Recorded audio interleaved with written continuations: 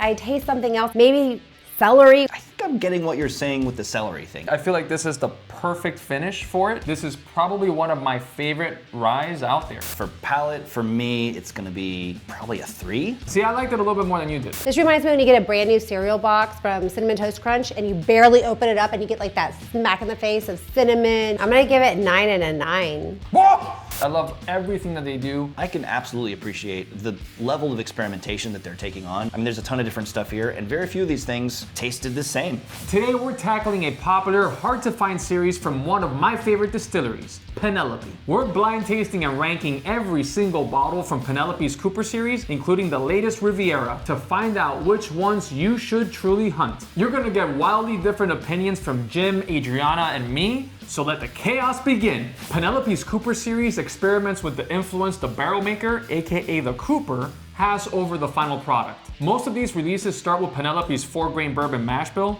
but each expression spends time in either a finished or a completely different style of oak barrel. Every release is inspired by a different region, style, or flavor profile, giving each bottle its own personality. I'll be really curious to see how our different palates line up here, because for me personally, finished whiskeys are not my go-to. They tend to be a little bit too sweet for me, and even the 4-grain that a lot of these are based off of is not my favorite form of bourbon from Penelope, so. I'm a huge fan of finished bourbon, so I'm really excited too to see the difference between both of our palates. Yeah, that's actually why Eddie's sitting in between us, so that Adriana and I don't get into fisticuffs over our differing opinions. Exactly. I think she can take me. Well, that's exactly why I wanted both of you guys here. Different opinions, no snobbery, and nobody's gonna pretend like we like something merely because we're supposed to like it. Let's take a quick look at the lineup. Rosé is finished in, oddly enough, French rosé wine casks, bringing a light and elegant twist to the bourbon. It's one of the lighter and more refreshing expressions in the Cooper series. Valencia is inspired by the citrus-forward flavors of Spain. It's finished in Vino de Naranja casks, a traditional Spanish orange wine made by aging wine with orange peels. If you enjoy bourbons with bright citrus character, this one definitely stands out. Rio may be the most popular bottle in the entire Cooper series. It's finished first in American honey barrels and then in Brazilian Amburana oak, creating one of the most dessert-like bourbons on the market. It's incredibly bold, unique, and definitely one of the most polarizing Penelope releases. Havana is a bourbon double finished in Caribbean rum and maple syrup barrels. It's rich, decadent, and designed to be a slow sipper. Tokaji is unique in that it's the first and only rye whiskey from the Cooper series, and it's finished in barrels that previously held Hungary's famous Tokaji dessert wine, one of the world's oldest and most celebrated sweet wines. Riviera is the newest member of the Cooper series, and it draws inspiration from the Mediterranean coast. While it uses the same 4-grain mash bill, it's actually not a bourbon. It's a blend of American light whiskey and bourbon, and it's also finished in rosé wine casks. Sample 1.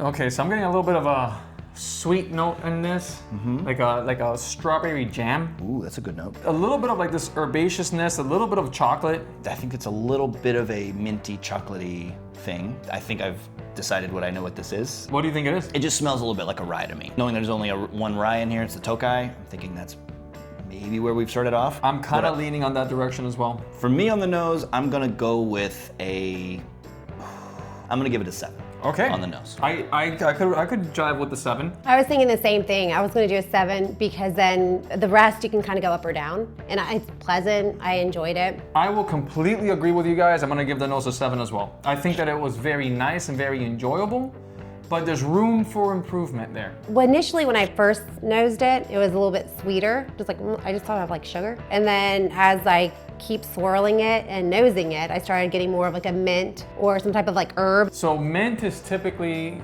a note that you get from rye. So that's why Jim is thinking that this could be the Tokaji, as I kind of think it is from the nose alone.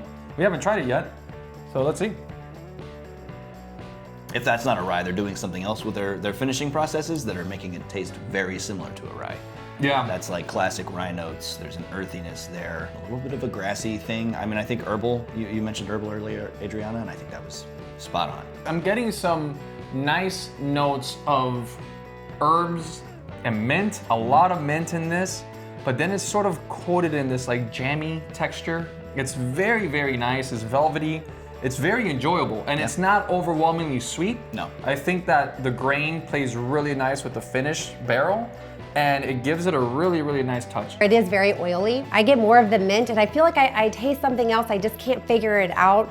Maybe celery, which is weird, like a celery with a mint, like a kind of a drink that I've had before. I'm really enjoying it. My mouth is still watering like afterwards, like the aftertaste. See, I got these dark chocolate notes with that mint. If this is the rye, the Tokaji, I feel like this is the perfect finish for it because it gives you a little bit of that sweetness without being overwhelming. You could still taste the rye notes in there. The palate for me was very nice. I enjoyed the palate a lot. I think the mouthfeel is fantastic. The finish for me gets a little dry, and I think I'm getting what you're saying with the celery thing. It wasn't quite celery for me, but it kind of leans in this like grassy, dry, kind of less flavorful thing on the finish that isn't as much, I don't like it as much as the palate. On palate, I'm gonna go 8. Back off to a 6 for the finish. Still nice, but not up to the high bar that the palate and the nose set in my mind. I am more of a bourbon guy than a rye guy. On that front, I'm gonna give the palate a 7, but I do really enjoy the notes that I'm getting here, the chocolate, the mint, and the finish, I agree, it does get a little drier. I'm gonna go with a 6. I'm gonna do 7s across the board. I love green juices. And so you do get more of those herbs and like the mint and the celery kind of flavors. And so for me, I enjoyed it. So with our score combined, this mystery bottle got a 62. So by default, it's gonna go in first place. All right. I dare say, if this is a Tokaji, this is probably one of my favorite ryes out there because I do like rye with a little bit of sweetness. I feel like they play really well together. And if this is the rye, I feel like it absolutely did that here. This is an interesting nose. I'm getting a lot more ethanol than I was expecting. Yeah, this one's fighting me a lot more than that first one did. Actually, now that I'm kind of giving a little swirl and a whiff, I do get some citrus notes on this. Oh, really? I was gonna go kind of caramel and the sweeter notes is what I'm getting. Well, Caramel, vanilla. There's some of that, but I think that's more because of now we're switching to bourbon. Correct, yeah. When I initially nosed it, I got a little bit of cinnamon. I mean, I could definitely be convinced that I'm smelling that. So. There's not a lot going on. I'm gonna stick with that sort of like tangerine, sort of citrusy note. I would love to get more of that. I don't get hardly any of that at all. Yeah, I mean, it's kind of faint. You have to be looking for it. I'm gonna start this off. I'm gonna give, on the nose, I'm gonna give it a 4. Yeah, that's right where my head was at too. A 4? Pretty faint, not really a lot going on. Like it's very obviously a bourbon and there's nice things in that, but to get any kind of like nuance and character out of it, I'm really having to dig my nose in really deeply and pull hard. I don't know. I'm gonna give it a 5 because I mean, it's not disappointing where it's like, whoa, it's burning me or anything like that. It seems very light and very just plain. It goes down easy. That's kind of the best thing I can say about it so far. The palate's definitely... Sorry, I taste notes better that way. Oh, Okay. I thought you were over there burping. It's kind of a little flat, it's a little jammy. I do get a little slight hint of citrus. It reminds me of vanilla, just a plain vanilla cake. It's tasty, but not anything that stands out. I got a little bit more like a fruity, like I got a little bit more of a citrusy thing like you were talking about, but only on the finish. For palate, for me, it's gonna be probably a 3. Oof. And I'm gonna go a 5 on the finish. See, I liked it a little bit more than you did. It was very pleasant. It was very nice and easy drinking, easy going. I'm gonna give it a 6 on the palate and a 6 on the finish. Because the finish was enjoyable for me. I do feel like it started transforming a little bit. I gave it on the palate a 6, and then the finish is a 5. I wasn't as impressed with the finish. It was still a little unremarkable, but it is an easy drink. It's something you can easily sip on. So with our combined scores, this second mystery bottle got a 44, well behind the first one. Bottle number 3. That was very aggressive. It was. Ooh. This one is a little bit lighter. Yeah, a little more like yellowy. Is that what we're going with? Because I was about to I was nosing this bad boy and I was in heaven for a second there. There's so much on the nose here. This is like just jammy and just caramel heavy. Maybe a dark honey. Is dark honey a thing? Honey kind of sharp notes. Am I making sense? Honey is a sharper thing in my head than a caramel. Caramel's very like round. Okay, I'm just gonna smell some more. Clearly I've confused my compatriots here. Yeah, I'm getting like burnt sugar, brown sugar, caramel. I'll go on that ride with you, Jim. This is some sharp honey. I moved on from sharp honey. Oh, you did? Oh, okay. Now I would say honeysuckle. Honeysuckle, yeah, there's a little bit of that fruit element in there. I do think you nailed it with burnt sugar. I think there's the top of a creme brulee, like that cooked sugar thing in there. But I do also think that there's like a honeysuckle thing in there for me. I do feel like I get a little bit more of a floral note. I'm getting a banana note for like a quick second, then it starts evolving. All right, so what score are we gonna give this bad boy? For me, that's an easy 8. Now that it's kind of settled in, it's lovely. There's like some fruity cooked sugars. I think banana is a fantastic call out for this one. I'm gonna go with an 8 as well. I'm right there with you, Jim. I also did an 8. Wow, okay, right. so 8s all around. I'm getting some nice dark chocolate notes with some like cherry in there and burnt sugar again. I'm getting a lot of that burnt sugar sort of taste. It's that kind of bourbon that does one thing, but it does it really, really well. I get a ton of burnt sugar, but it's quite rich. And the finish kind of just continues that burnt sugar, but in a little bit more perhaps like a fruity way. Yeah.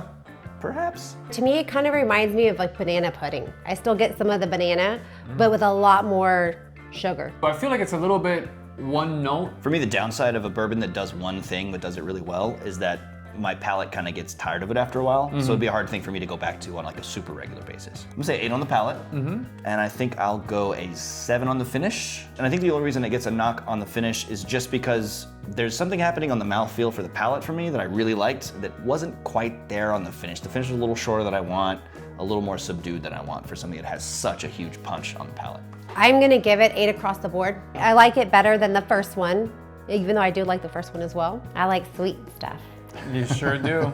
I do too, but I'm not gonna hug it. I really enjoyed it a lot. I think I enjoyed it slightly less than you guys did.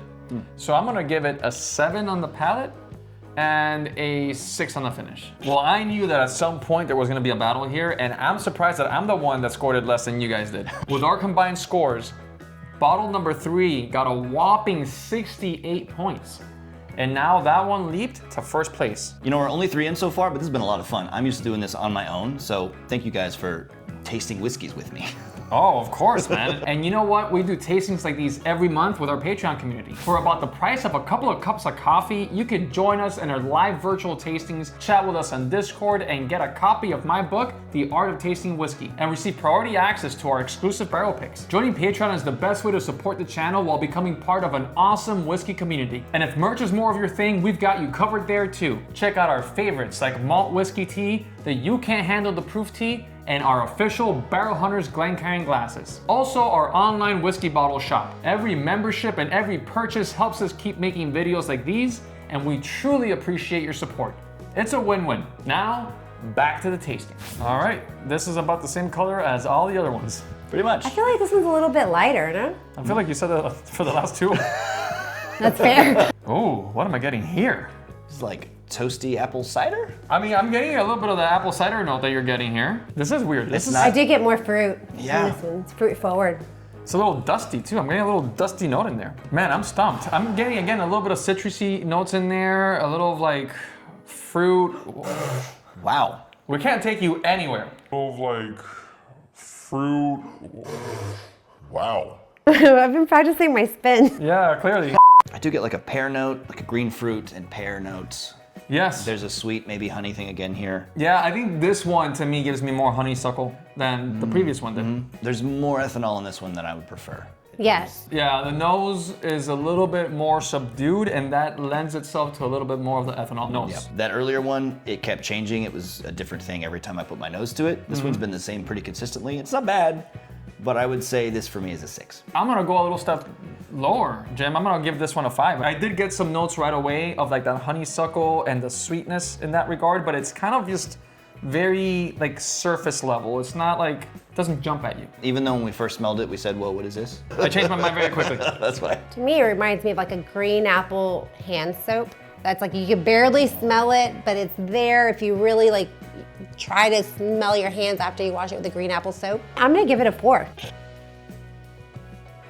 It's nice, but back of the palate and the finish was, that's where I got the heat. I got a little bit of pepper in there at the finish, but it went down pretty smoothly. It got me a lot more flavors than I expected from the nose. Yeah. I am getting this jammy note in there. It's a little sweet, it's a little salty, it's a little dry, you know? So again, maybe this has a little bit of rosé vibes in there. I'm getting like these sort of like grapefruit notes in there too. You guys didn't get any grapefruit? Didn't get grapefruit. No.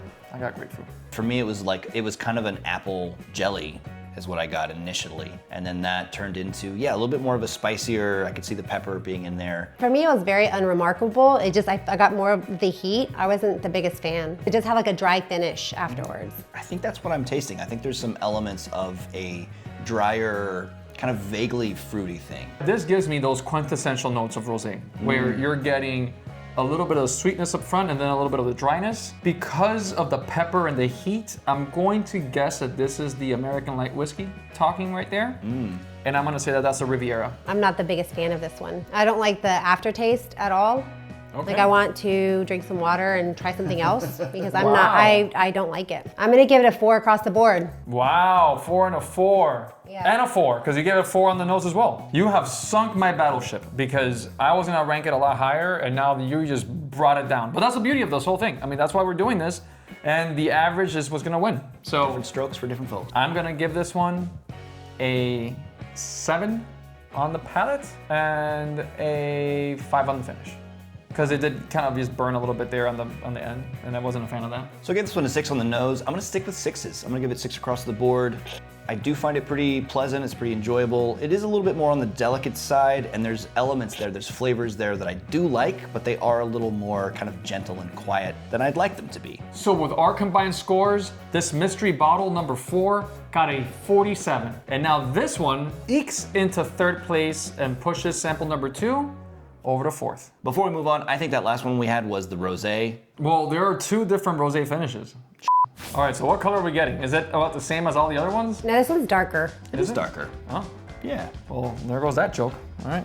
I know exactly what this is. Obviously. And This now is- I am tainted. I'm so sorry to hear that. Thought I was sitting far enough away. Because I can't judge this fairly. Just clear your mind, go to your Zen warrior space.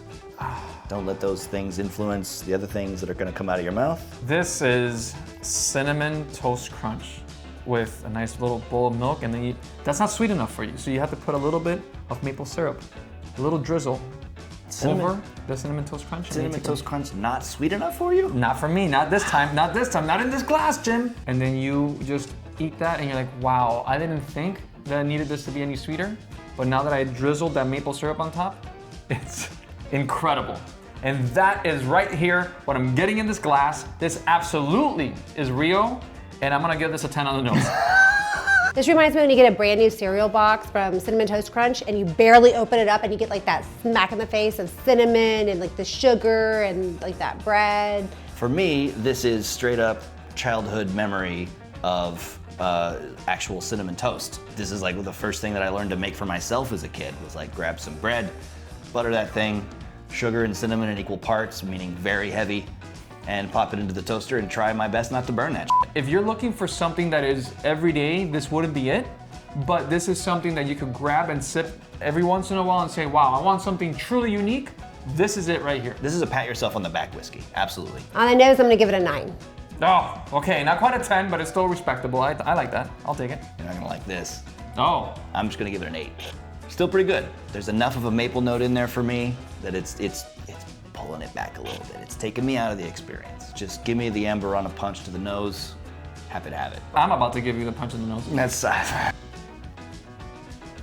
that's cinnamon toast crunch with a lot of honey on it. It's just like Cinnamon Toast Crunch with milk. Like if I'm just eating the cereal, once like the milk soaked into the cereal a little bit, how that flavor is with the Cinnamon Toast Crunch is exactly like the cereal. If you poured a bowl of milk with Cinnamon Toast Crunch, and then you just took Grandpa's moonshine and you just, it's like that wasn't good enough. So you had to put a little bit of moonshine in there, mix it all together, and then eat it. That's what I'm getting. I mean, it packs a punch. It definitely has a punch. I've had other Amberana finishes where the Amberana really overpowers.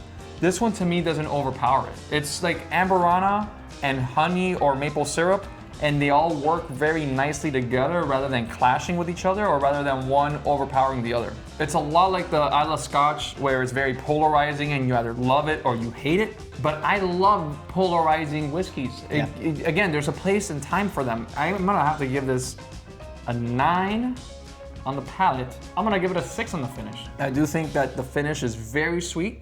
It's tough. It's good. It's really interesting. It has that punch. It has that kick that I want out of a whiskey. Like, it's a very assertive whiskey. That sweetness on the finish is really hard for me. That's kind of where it kills it for me. It's just such a gut punch of sweet. My immediate thought was like, oh, this would be good on milk. The palate for me is gonna come in at also an 8. And then on the finish, I gotta back it off to a 5. Oh! I'm so sorry. Hey! So I'm going to give it, on the palate, an 8. It reminds me more of like a bread pudding, like a cinnamon toast crunch bread pudding, right? Which is nice, but it's a little too sweet after a while. And then for the finish, I'm gonna give it a 7. And I think for me, like, it's one where you could have one drink and then that's probably about it. I wouldn't have another one. I'd probably need some water. That's fair, guys. I appreciate you going on this journey with me. This was almost like an intervention. I think that you guys talked me off the ledge. This is how it feels. It can still be your favorite. No, but you know what? Trying it again right now, the finish is a little overwhelmingly sweet. It actually reminds me of a dessert whiskey. So sample number 5 just edged its way to first place with a 70. Boom. Boom, baby. Or slightly Oh, darker. this one's a lot darker. This is darker, yeah. On this one, I'm getting a lot more banana and brown sugar. I am getting some brown sugar in there, a good amount of brown sugar actually. Okay, I think I am getting more citrus here now. The orange chocolate. Did you ever have that chocolate, but it's in the shape of an orange and it tastes just like orange chocolate?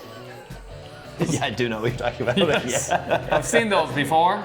You're convincing me that there is an orange note in there. Yeah, that's what she did. She did that to me too. She totally inceptioned me. But it's still pretty faint for me. I still mostly get the brown sugar, the caramel, the toffee. Stick your nose deeper. No, like, So what are we gonna give it on the nose?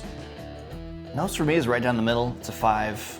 Nothing super remarkable about it. I don't think it's as bad as a 5, but I'm gonna give it a solid 6. I feel like there's stuff there that's a little bit better than mediocre, but it's not that far from it. I'm giving it a 5. Just because you're really having to try to find the notes, right? So I feel like it's just kind of in the middle. Wow, much nicer on the palate. Yeah. It was, what was it I got up front? Maybe like a kind of an interesting borderline clove note? Like cooking spices, but sweet. I think if I had to sum it up, it would be bread pudding. This is bread pudding to me. Okay, I don't get bread notes. I'm getting a lot of jammy molasses notes. I'm getting a lot of sweetness. Yeah. And like the Rio, the finish is just getting sweeter and sweeter. If I had to guess, I'm gonna say that that's the Havana. I'm still getting the orange chocolate. Dip it in a honey. There you go. Yeah, I could get a little bit of that chocolate vibe. It's like milk chocolate. It's not even dark chocolate. The Rio was very sweet. It reminds me of when you go to a museum, they have that stick with little crystals, but it's really just crystals of sugar, and then you just like suck on it. This is not that. So it's sweet, but it's like a nice balanced sweet. There's something in there that I haven't yet been able to put a finger on. Maybe it's like a roasted anise or something like that. All right, so what are we gonna give it on the palate and on the finish? It has some of those same sweet elements the Rio had, we assume is the Rio, but this one did it with a little bit more finesse. This one though felt a lot more one note to me. It was like sweet, sweet, sweet, and then more sweet. And that's where it kind of lost me. I'm gonna start off the rankings here, and I'm gonna give it a 6 on the palate, and I'm gonna be consistent and keep it at a 6 on the finish, just like I did for the Rio. So I gave it the devil's number at a 666. What are you guys gonna give it? I'm gonna give it 9 and a 9. Whoa! Yeah. What? Yeah. Because the way I'm doing my rankings is I'm comparing it to what I've been drinking. Like, where am I at? Is it better or worse? So I'm going to put it out there and just say it that this is my favorite. I feel like there's orange chocolate, maybe with a little bit of syrup, but overall it's delicious. It's very balanced. I'm gonna go with a 7 on the palate because that's where I got that kind of bread pudding note. I wanted more of that. The finish was a letdown for me. I'm gonna step down to a 5 on the finish because I lost all of that balance. I lost all of that goodness. Lost really any sort of contrast to the sweetness. It was just pure sweetness. It was kind of short. So this mystery bottle, number 6, is coming in at 4th place with a 58. Boo. And I hope you guys got to see now why I love Penelope. It's not just the Cooper series. I love everything that they do. They create so much fun when you're drinking a whiskey, and drinking whiskey needs to be fun. Absolutely. Penelope in general, not one of my top whiskey brands, but I can absolutely appreciate just the level of experimentation that they're taking on as being such a big brand. I mean, there's a ton of different stuff here, and very few of these things tasted the same. Now it's the moment of truth. Let's see where they land. Let's break some hearts. In last place, our second sample with 44 points. Wow, we're already starting this off in a very controversial note. Okay.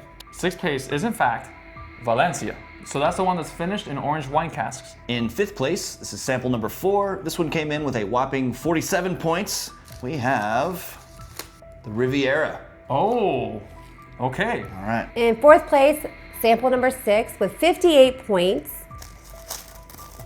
Havana. Oh man, Nailed it. I nailed that one. All right. And that's a heck of a jump from 5th place up to 4th place. Was what, 11 points? Yeah, that's a pretty big jump. All the other ones came in pretty close together. In third place, sample number 1 with 62 points.